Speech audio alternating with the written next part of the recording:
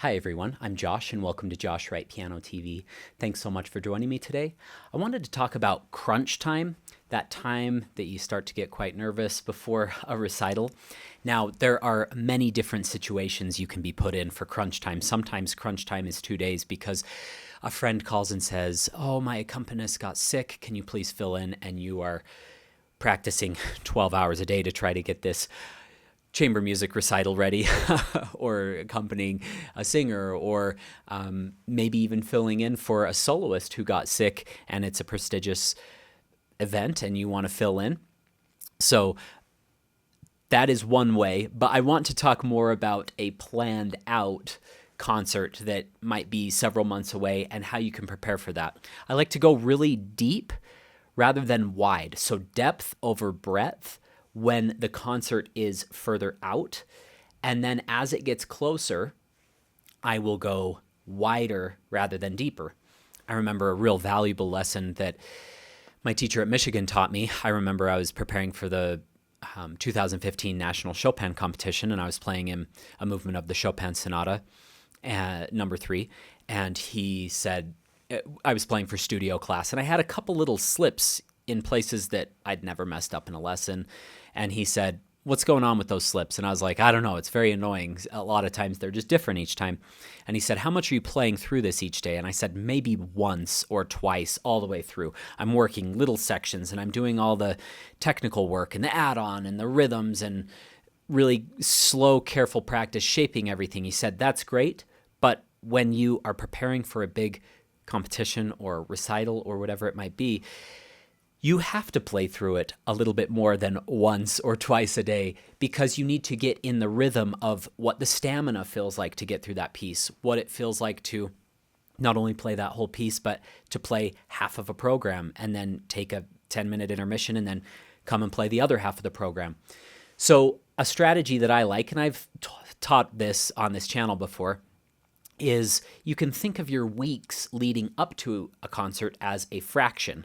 So if you're 4 weeks out from a concert, you can be practicing in depth 1/4 of your program each day, and every 4 days it switches. Now you might say, "Well, I won't get through my whole program twice." Okay, we're not talking dead specific to the exact day.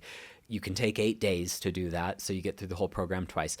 And then 3 weeks out from your concert, you can be practicing 1/3 of your entire program each day. And then 2 weeks out, you're practicing half of your entire program each day. And then 1 week out, I generally like to be practicing the entire concert each day. Not always. Sometimes I'll say, I feel really comfortable with this and this and this, but I really want to focus on these 3 big pieces today. That's fine as long as you're comfortable with the other pieces, but you do want to be hitting more and more of your program. Couple pieces of advice: don't panic as the concert gets closer. It's normal to feel apprehension, but reframe that in your mind to be anxious anticipation. You're so excited to share your music with people. You're so excited to share what you've been working on and your thoughts about the piece and what you can bring that is unique to your performance of the piece. Not, "Oh, I hope that they like this because I'm trying to copy every single thing Martha Argerich does in this piece." Have your own voice and be anxious to share that with people. That takes a lot of the edge off. I have many other videos on my channel that go over performance anxiety, but I wanted to talk today just briefly about those fractions of your program and how they can coordinate with the weeks leading up to the performance. So 8 weeks before, if you have 8 pieces on your program, maybe you're just really practicing 1 piece a day and going really deep. I certainly did that with this recent program. Some of the pieces I was playing were old pieces, like the Mendelssohn Serious Variations I just performed, and I hadn't played that in, 13 years or 14 years. The Bach Busoni Chaconne, I played that quite a bit last year, but it had been around 8 to 12 months since I last performed that. So 8 months from when I started bringing it back, and then 12 months since the previous performance. The Beethoven Waldstein Sonata, the Sonata number 21, which we're doing tutorials on this channel coming up here very soon. That one, I'd never performed before. I just had to prep with a lot of little private concerts for my wife and my parents and friends and students. I performed those any chance I got, those movements of that beautiful work. And then the first Chopin Ballade, I'd played for 2 decades, so I wasn't too nervous about that. So, and you never know what's going to happen. Actually, the first Ballade went the worst in the whole concert. I was like, oh my goodness, the piece that I was the most ready for.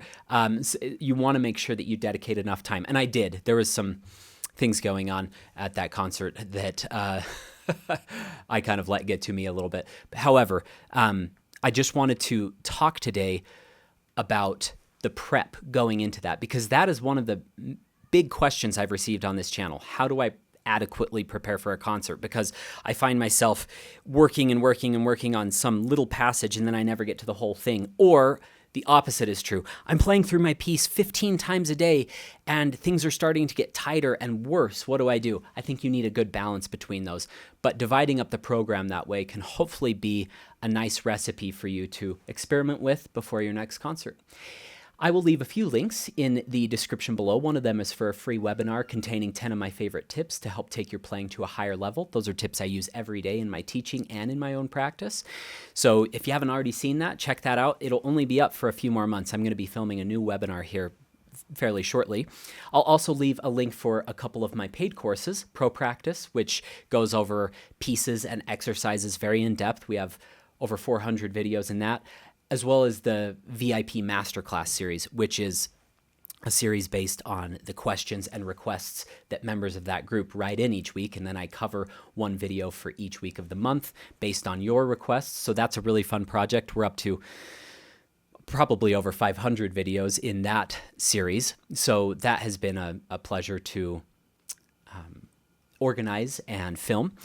And then finally, I'll leave a link to my gear kit, all the gear that I use to film these videos in case you're wanting to do something similar or make a professional recording. I have a lot of interesting things in that kit that you might find helpful. Also, if you don't mind liking and subscribing to the channel, liking this video and subscribing to the channel, it really helps with the algorithm. It helps to be shared with more people, which is the goal of this channel, to get as much good information out there as possible. Have a great week. Good luck in your practice sessions.